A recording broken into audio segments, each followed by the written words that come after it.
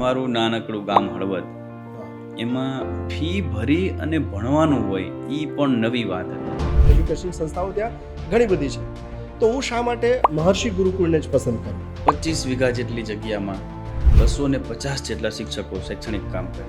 ભણવાની રહેવાની તમામ વ્યવસ્થા એક જ કેમ્પસમાં હોય. આ જર્ની તમારી આસાન નહીં રહી હોય સાહેબ. એ ખૂબ સ્ટ્રગલવાળી અને આનંદવાળી વાત હતી કે જૂનું મકાન અને આ બધી એક માહોલ જબરજસ્ત હતો. 26 જાન્યુઆરી 2001 અમારા બાળકો ધ્વજવંદન માટે ગ્રાઉન્ડમાં હતા અને આ મકાન પડી ગયું. આમ તો એ શિક્ષણનું ધામ છે, પણ હું એને એમ કહું છું કે નાનું એવું ગામ છે. બાળક છે એ ભારતનું ભાવિ છે. એનું ઘડતર સારું થાય, ભારતનો સારામાં સારો નાગરિક બને અને એ એના મમ્મી પપ્પાને સારી રીતે રાખે અને એના સમાજમાં માથું ઊંચું કરીને જીવે.